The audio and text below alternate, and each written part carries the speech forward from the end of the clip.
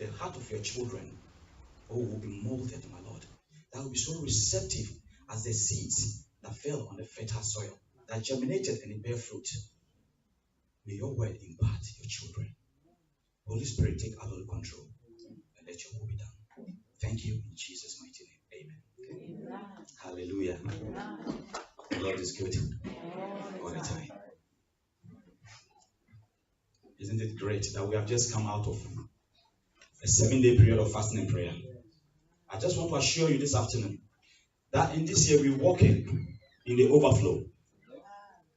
But I want to assure that the enemy will not sleep, and he will not let you enjoy your overflow. He will do everything that it is to stop that overflow. Yes, we had a revelation that day to go on the journey of 7 days of fasting and prayer, because of what we saw that the enemy is trying to do in our youth. Yes, we have gone through that 7 days of fasting and prayer. The Bible says, in all that doing, seek wisdom and understanding. We were not just going on a hunger strike. We had a purpose for going through that. I want to show you and I that if we back that fasting with our faith, that we have not fasted in vain, whatever the purpose for that fasting and prayer will come into pass. What the enemy is trying to do in our youth, we just want to assure the enemy that there can only be one winner. And that winner is the Almighty God. The omnipotent one that holds all power. He has no rival. And he has no equal. The devil is not equal to him. And as we committed, prayed and fasted and committed everything to his mighty hands, he will move. When Mommy stood here and shared a testimony, yes, even at the point when that result was supposed to be coming, the day that was supposed to come before that, the enemy attacked. When you are about to receive that good news, last week Sunday she wasn't in church. There was so much that she was going through, not knowing there's some good news coming the next day. And you see how the enemy works. I will say to the glory of God, she went through a lot last year, but you and I have been with her through it all. She was never consumed.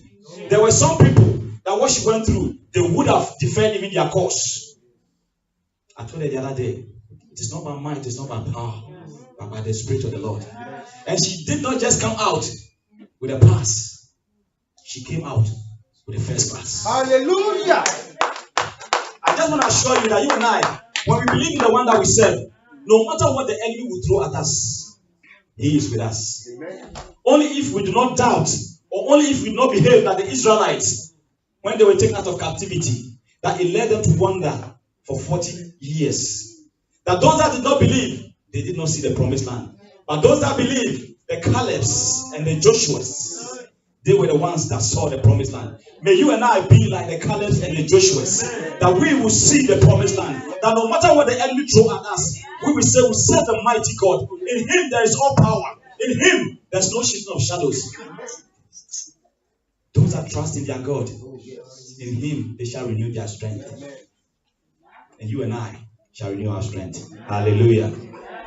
This afternoon, the message that I've tabled is called the damaging effect of fear on a Christian.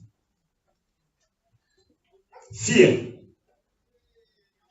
is one of the greatest weapons that the enemy uses against Christians. The damaging effect on a Christian. As a Christian, our faith in God develops and builds us up spiritually. Fear, on the other hand, destroys and pulls us down. The other dictionary defines fear as an unpleasant emotion caused by the threat of danger, pain, or harm. It also says to be afraid of someone or something as likely to be dangerous, pain, or harm. Hallelujah. Amen. Is there anyone here who has never experienced fear? Is there anyone here? What does it do to us? I'm here to meet a person on earth who have never experienced any degree of fear. However, it is normal to feel fear sometimes. How many of us agree with me that sometimes it's normal to feel fear? It can be a pretty useful thing. sometimes. And that is when it is a healthy fear. When it is the foundation, when the foundation of fear leads us away from possible harm. That one is a healthy fear. I want us to try to distinguish between, because even the Bible tells us to fear. It says the fear of God is the beginning of wisdom. So why should we fear God? I remember some time back in Ghana when politics were going on and J.J. Rowling said, I don't fear God. I respect God. It became something very huge, politically used. But then as I grew up, I sort of understand something from what he said. Well, from what he said, but not what he was thinking behind. For that one, I don't know. But from what he said, hallelujah. Amen. An example is, it says, it is very healthy to fear drinking before driving. It's not a good thing. Yes, it is. To fear to drink before you drive. That one is a healthy one. Because you drinking and going to the wheels, you could bring a whole generation down. Hallelujah. A healthy fear of God leads us away from evil and ultimate spiritual death. Proverbs 14, 26 to 27 says, in the reverent fear of the Lord, there is strong confidence, and his children will always have a place of refuge. 27. The reverent fear of the Lord that leads to obedience and worship is a fountain of life, so that one may avoid the snare, so that one may avoid the snare of death. Hallelujah. So this fear that we're talking about is not that fear that you become frightened with God or something. It is that reverent fear. Reverent fear means where you have that feeling or show deep and solemn, that dignity, respect for God. It's not the one that you say you get frightened or something. It's just like when we're, even now, sometimes you might be doing something. You see an adult or maybe something. You don't get frightened, but we feel within you that, oh, I need to stop this thing that I'm doing. It's not that you are scared of the person, but it's just the respect that you have. You don't want the person to see you doing that or something. So I just want us to separate this fear, the fear of the Lord. That's the beginning of wisdom. From there's another fear, which is from the enemy, that the enemy uses to intimidate us. Every one of us have fear sometimes. It can't be fear of heights. It can't be fear of speaking in public. It can't be fear of the unknown, the uncertainty. Last week I read in the news, some people have started buying a box, they call it Brexit box, costing £300. They say it contains a lot of food. I don't know how long it can sustain you because of fear of all that is going on in the news. Brexit box, £300. There can be fear for some people to even get into relationships again because of the past. Some women might have experienced abusive husbands. Not only that, sometimes some men also experience abusive wives. There are some wives that can really box their husbands. It's not only women that sometimes can go out and you see their eyes or whatever black. Some men also might have it and they might be wearing shades on it. They will wear dark shades on it. So our past can also lead us. The uncertainty can lead us. Sometimes we hear about something that, oh, something going on about there's a spread of some disease, and all of a sudden you begin to shake. Or you not feeling when you go to your GP, he looks and says, oh, I want to run down this test and all that. And he mentions some kind of disease in your heart. All these fears are not healthy fears. They are the fears that are originated from the devil. So we say fear. We've all experienced fear before. But what happens when we experience fear? It is up to us to nullify that fear with the word of God. Hallelujah. But when fear seems to have its baggage, instead of its fear being for a short time, it comes with its baggage and it decides that I'm staying with you. That is where the problem is. Hallelujah. When fear comes and it decides to sit with you, to stay with you, That's where the problem comes. So what happens? It comes to wipe all your hopes, all your joy, all your peace away. And that's the fear. The Bible teaches us to fear. For it's demanding, for it's damaging, and it's a sin. The Bible teaches us not to fear. The Bible tells us not to fear. The Bible tells us to fear. It says the fear of God is the beginning of wisdom. That tells us that. That fear is that not the fear we're talking about. But when we come to the fear that's of the Lord, the Bible tells us not to fear. I want someone to read 2 Timothy 1:7 for me. 2 Timothy 1:7. If there's anyone who can read 2 Timothy 1:7.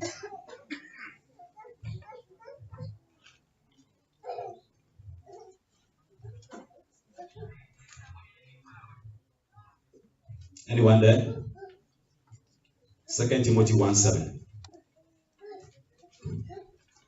I've got 5 points that I want us to look at, but if time permits, fine. If time does not, wherever the time allows us, we will stop. 2 Timothy 1:7. 2 Timothy 1:7. Yes, Elder. King James Version. Yeah. This is the word of God. For God has not given us the spirit of fear, Hallelujah. but of power and of love and of a sound mind. Amen. Hallelujah. Amen. So what we see, this fear that we're talking about is different from the fear that we earlier discussed. So now this is telling us not to fear, because the Lord did not give us the spirit of fear. I'll give you this quotation. When you have time, you read that one as well. Revelation 21:8. When you have time, you read it. So here, it also talks about that the fearful, the coward ones, together with those that commit all forms of sin, they will find their way in the burning sulfur, which is the second death, in the lake of fire.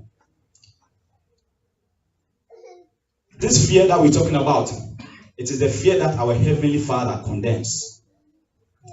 And I want you and I to think about this fear this afternoon. We say this year we're going to walk in the overflow. But how can we walk in the overflow when situations comes, when challenges comes, and then we are afraid or fear grips us? Fear is like a cycle. It starts with doubt. Then doubt leads to disobedience. And the disobedience leads to fear. Hallelujah. Amen. That's how it starts. Let's say you went to your GP or something and he looked at you and says, "Oh, my brother, my sister, do you have any history of cancer? Or do you have history of diabetes?" And straight away, you know you have no history, but then within you, you feel some sort of fear. You don't even know where it's coming from. And then because, I'll let them run some tests or something. You've gone, you've taken your blood test. From there going home, your mind, you started focusing on diabetes. Your mind, and sometimes we even go home and we go online and go and search diabetes, types of diabetes. And then you start, I used to urinate a lot. Is this that? You have started even nurturing diabetes in your mind when the result is not even in. Because of what? You are scared. Because you've heard about things that goes on with people with diabetes and all that. So you have created your own already when the result is not even in. And fear. So that you call yourself a Christian. And you say, not by might, not by power, but by the Spirit of the Lord. I'm walking in power, I'm walking in. And then when they said this, you went home and you did not bring it in that you're walking by the anointing. For he has promised you in Isaiah 53:5 that because of his stripe you are healed. So even before the results come, your healing is accomplished in the name of Jesus. You have already condemned yourself. So straight away what comes? You are even doubting the word of God. And when you doubt the word of God, what have you done? You are disobeying God. So now Mr. Fear comes in, takes his seat. Bam. In your living room, he's there with you. Bam. You go to bed. He or she even gets to bed before you get there. And the moment you get there, you start praying. He's on your ears. The thing you have diabetes, whether you like it or not. You have this, whether you like it or not. And even when you are praying, you see yourself that you are praying that you feel very empty. You finish and you go to bed. And there's a sleepless night. So now fear has come to take control over you. It is that fear that takes away courage that I want you and I to look at this afternoon. That fear that weakens our faith. That's the fear that I'm talking about. That fear that makes you ineffective and unproductive in the kingdom of God. That is what that fear does. He comes to wipe everything away. You say, God, you are not in control. Fear, you are in control now. Because instead of you gazing your eye on the cross, as we learned today in our Bible studies, the cross, the point where God showed his I don't even know how to describe that love to us. Everything points to the cross. Instead of you to look at the cross, Psalm 121 says, I will lift up my eyes to the hills, from whence cometh from my help. My help comes from the Lord. He that maketh the heavens and the earth. In him that holds all power. In him there is healing. In him there is salvation. In him there is redemption. Instead of you to look up to that mount, the hills, and look at Christ, what he has taken your disease, your infirmities to the ground and buried it down, you are looking at that obstacle, that problem. Even the GP just said it is going to test, and you are already looking at it. May it never be your portion. May it never be my portion in the name of Jesus. Fear. One, the effect of fear. The first one, it says, fear prevents us from enjoying God's perfect love for us. Fear prevents us from enjoying God's perfect love from us. And we look at 1 John 4, 16 to 19. 1 John 4, 16 to 19. Don't worry, it might happen that we might do just two of them. If so be it, so be it. Hallelujah. Amen. Is there anyone who can help me with 1 John 4, 16 to 19? 1 John 4, 16 to 19. We all have Bibles, though. So don't let the Bible lie down and then, yes, someone is up. Thank you. 1 John chapter 4, verses 16 to 19. And so we know and rely on the love God has for us. God is love. Whoever lives in love lives in God, and God in them. 17. This is how love is made complete amongst us, so that we will have confidence on the day of judgment. In this world, we are like Jesus. 18. There is no fear in love, but perfect love drives out fear. But fear has to do with punishment. The one who fears is not made perfect in love. 19.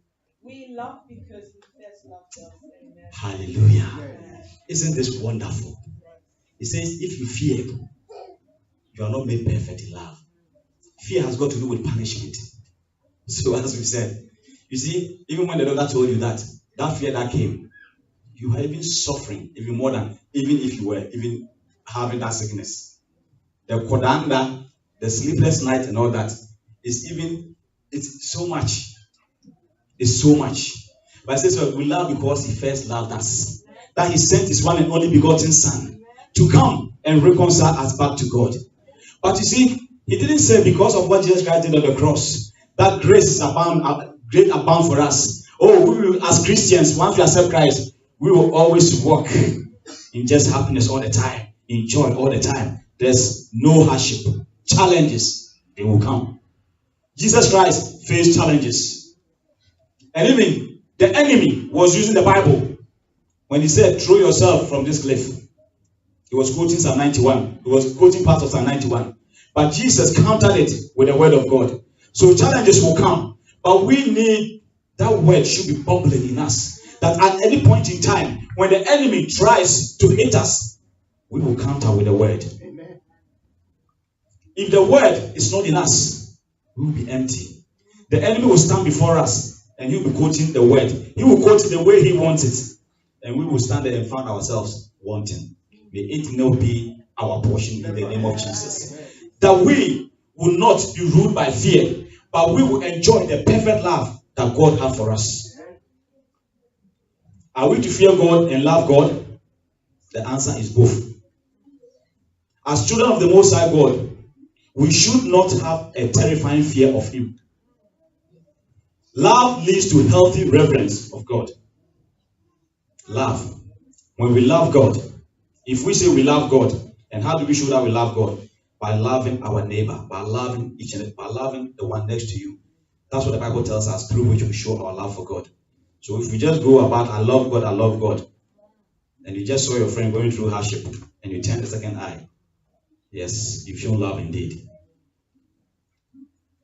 Not a terrifying fear, that's not what we need to have for God, but a reverent fear of the Lord.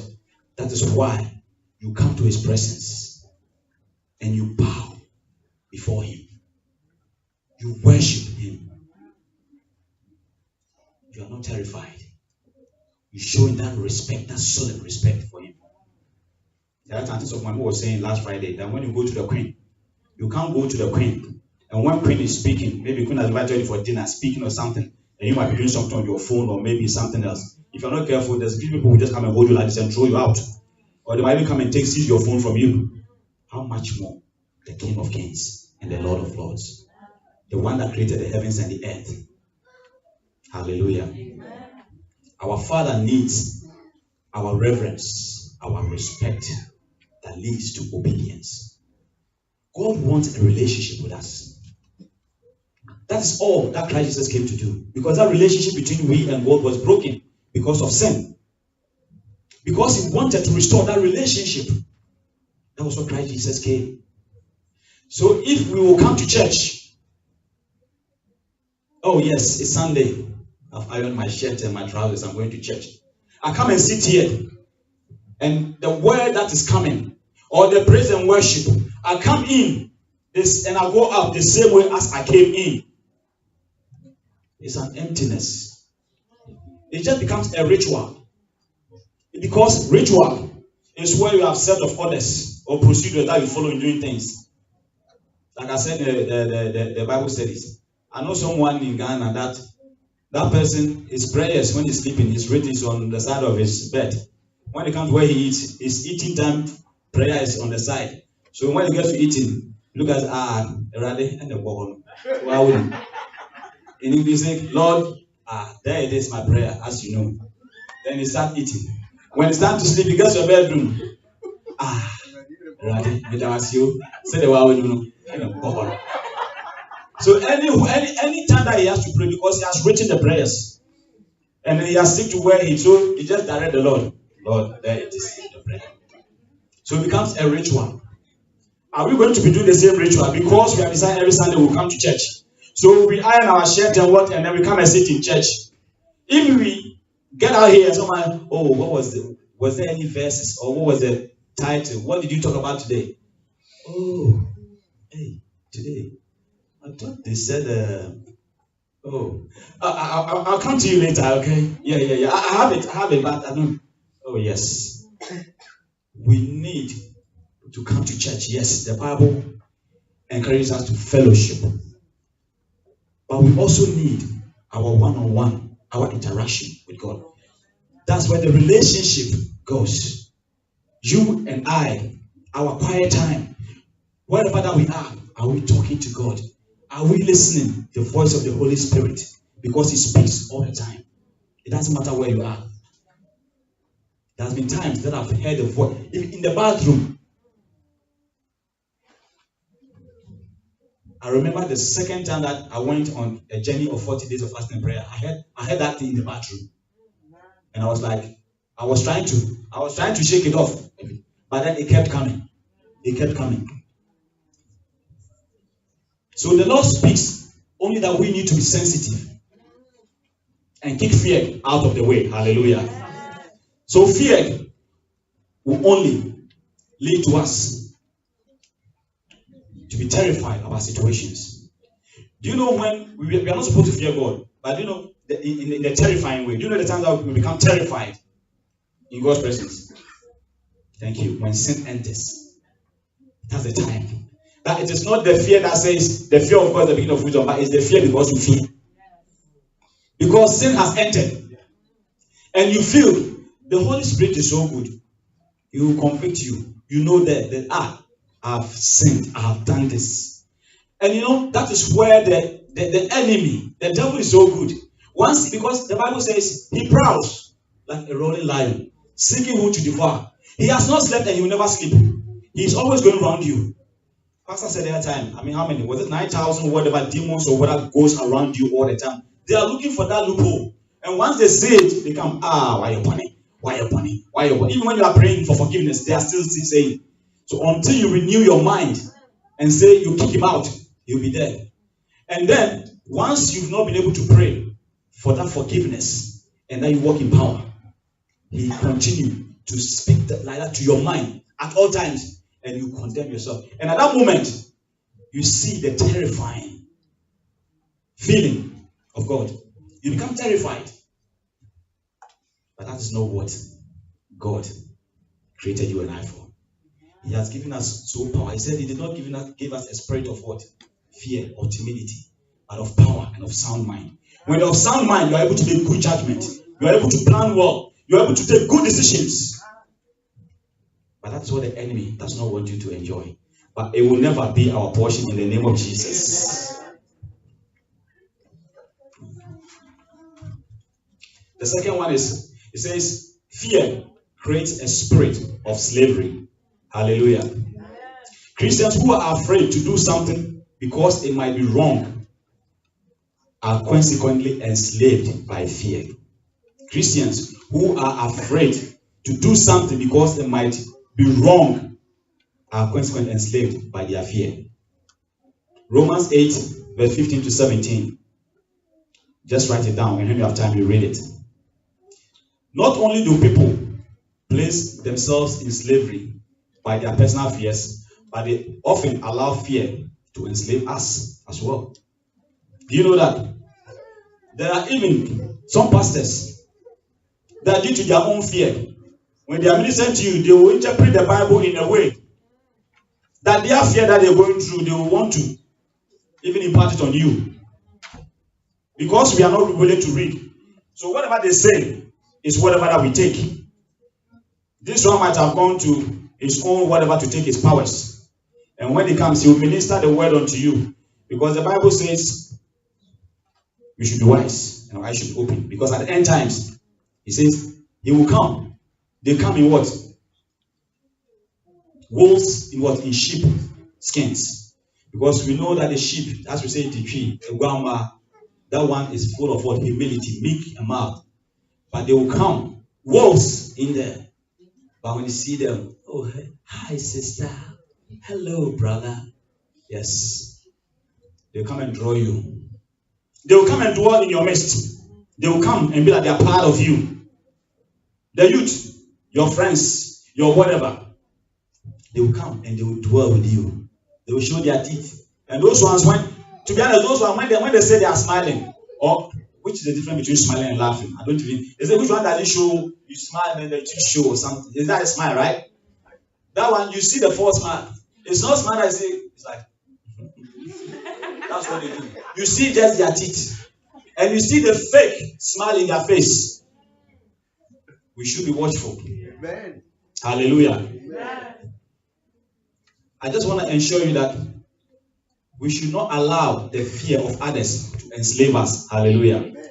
Many church leaders will not even consider implanting new, innovative ministries, programs that could potentially grow the church for fear it might upset someone.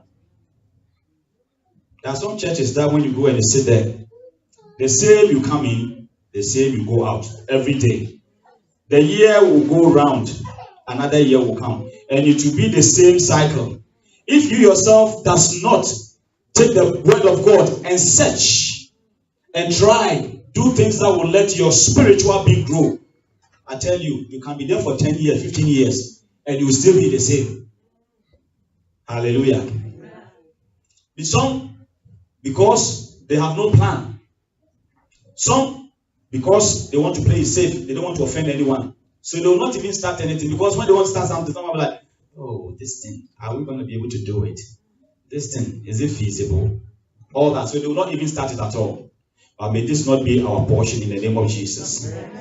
When we look at Matthew, write it down, Matthew 15, 1 to 14. When Jesus Christ spoke against, what do you call it, the Pharisees and the Sadducees, the Sanhedrin and whatnot, His disciples came. What the disciple says? The disciple says Jesus was told by his apostles that he offended the Pharisees by his radical teachings against their traditions. But what did Jesus? Did Jesus let the fear? Because his apostles were afraid. They thought that he has, said a lot of things to these people, because the Pharisees and the Sadducees and the Sanhedrin, they were the high table people. So to speak against them, you are in trouble. So the apostles, the disciples were shaking. But did that deter Jesus?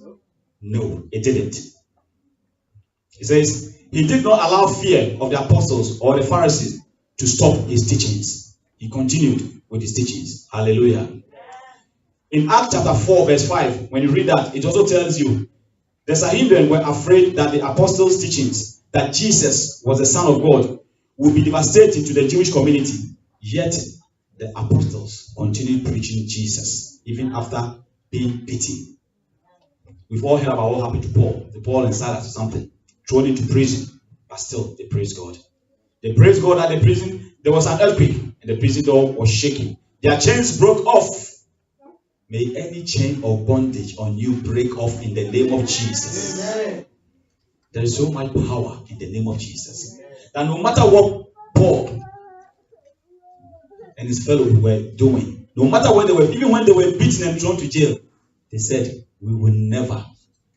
Whose report are you going to take? Hallelujah. Amen. Let us ask ourselves this question.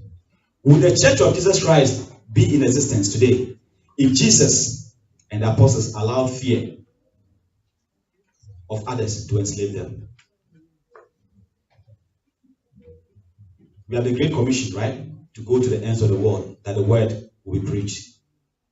And what they said, some were even crucified, some were crucified upside down, some were crucified in various forms. But did it stop them from preaching the word of God?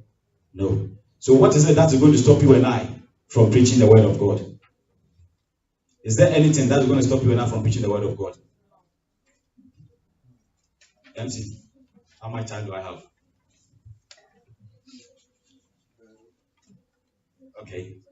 Yeah, so we will not finish when the Lord permits and there's time. The third one, we're just going to look at the third one and I'll look at the summary and then we'll go. Fear causes us to adopt play it safe mentality. Play it safe mentality. This might end up with us not being obedient to the Lord's direction through the Holy Spirit. When you have time, you read Matthew 25, 14 to 30. And that is the parable of the 1 talent man. It talks about a man who was going out on a journey and he calls his workers. One he gave 10 talents, the other 5, and one talent. You all know the story. The one with 1 talent, what did he do? He played it safe. He says, I know you. You are a strong man and you are what and what and what. I don't want to have trouble with you. I want to play it safe. So I went and hid it. That is what fear do. Instead of you to explore, instead of you to plan. Oh yes, you have finished your GCSEs or you have finished your what and what. There are courses or something that you can do to progress or something. You look at, there's this school. They are very good. Choose that school. Hey, that school. Hey, I hear it's only those from this and that. Only. You see what fear is doing to you. There's a job opportunity, and your friend has told you there's a job opportunity. My brother, my sister, can you apply? Hey, me if I look at my CV, then you go and read. Duties and what. You the first you have it, but the rest I don't have it. I've never done it before. You see, so much thousand excuses that we give to ourselves. We don't want to, but I'll just say this. When it comes to Nigerians, look, you put those things there for them to do. Even if he has not seen it before, you also put it on his CV. Because you want to come for that job. He will put it on his CV. And when he finishes, there's something they call network. Someone might know it before. Just get a brief idea or something. I have a friend. He's half Nigerian, half Ghanaian. He helped me. When I was moving from my next, he called me Wafa. I said, Wafa, stop. let's do the CV new. I said, hey. The way we put it the CV, I look at the CV, I said, hey, so is that me? I look at the CV, I said, hey, is that me? And I tell you, I sent the CV, I just put the CV online. Even the day they called me, that was the first time I did my 40 days of fasting and prayer, which I didn't even know where it came from. But then I realized that the day I was ending the 40 days was my birthday. 11th October, that was when I ended it up. I remember that night, that 10th to the 11th. My wife was at work, that time she was at work. And then I stayed all night in the living room praying as I crossed over to my birthday. And on the 29th of October, I had a call from an agency saying that, I said, what job is this? I didn't even remember me applying for that job. And they said they prepared me for an interview. And that took me to Chelmsford to work there. When I went for the interview, the CV that was there, whether it was me or it was not me, the things that they wanted, I tell them, a lot of them that they never even asked on the CV. But I said to the glory of God that when I started that work, it was the normal thing that you go on the job, and then when you started, they take you through induction. Someone will tell this. That day when I went, a job pack had already been prepared on my desk. Start working. No induction, that is all that I had to ask. So where can I find the files in the system? I had to go in there and I had to start working.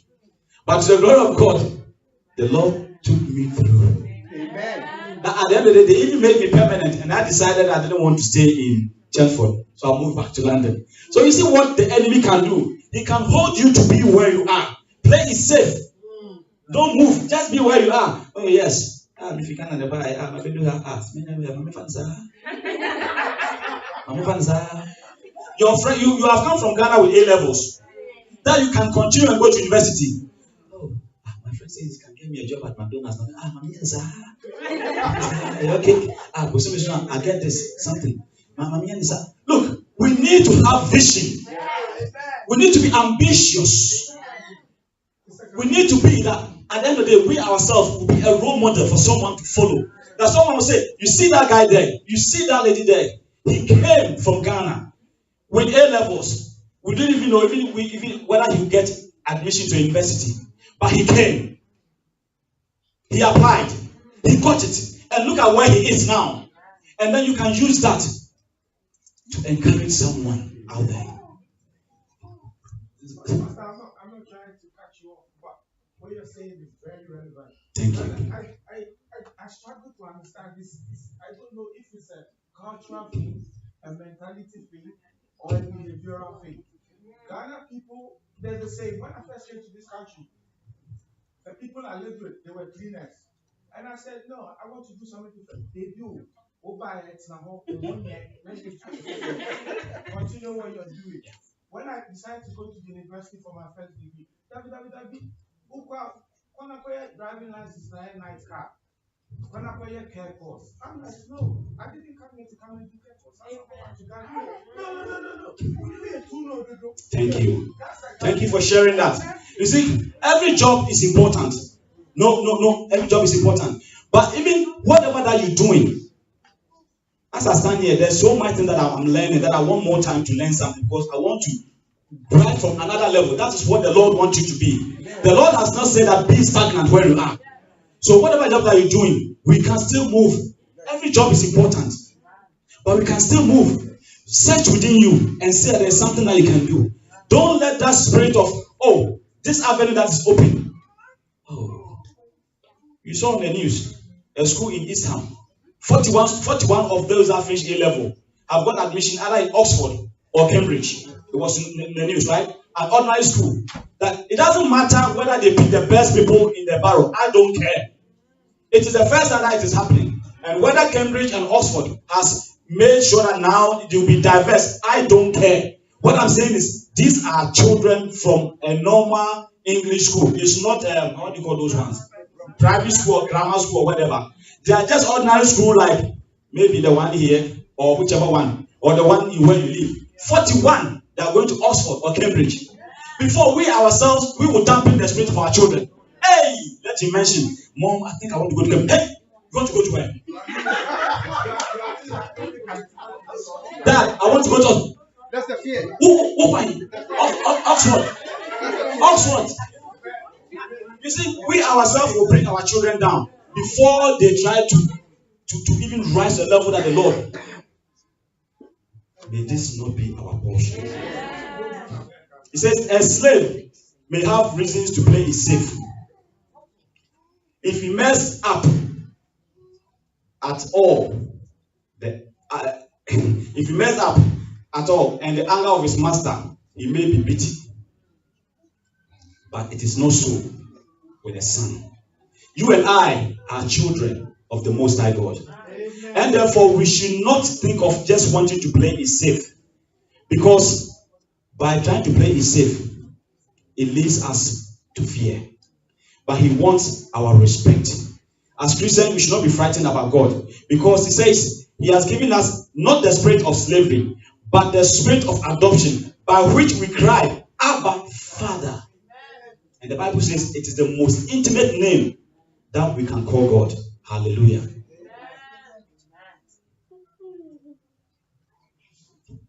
I'm just going to read a summary and then we go. This year, we have said, last year we said, it is not by might, it is not by power, but by his spirit. And we did a lot studying about the Holy Spirit. So you and I believe that we are filled with the Holy Spirit. And each and every day, as we went to Oxford and we learned to be in his presence, that the Spirit will fill us each and every day. Now this year, we say we're walking in the overflow. And when you read Psalm 23, the verse 5, when you go to verse 4, it says, yea, though I walk through the valley of the shadow of death, I will fear no evil. Yes. You see, before he came to the overflow, he said, yea, though I walk through the valley of the shadow. He didn't say the valley of death, the shadow. And when can a shadow be formed? Before a shadow can be formed, there should be an object and light thrown at that object. So death or your challenge that is standing there. But there is a light that is thrown on this. Before you see that shadow, because it didn't say I will walk in the valley of death, it said the shadow of the valley of death. So the enemy that is rolling like a rolling lion seeking to devour is standing there, but it's not he himself that's coming. It's only the shadow that you are seeing. But the light of God, the light of the great I am, that is shining on him, that is so powerful that light is the one that can illuminate your path. Because it's a light unto our path and a lamp unto our feet.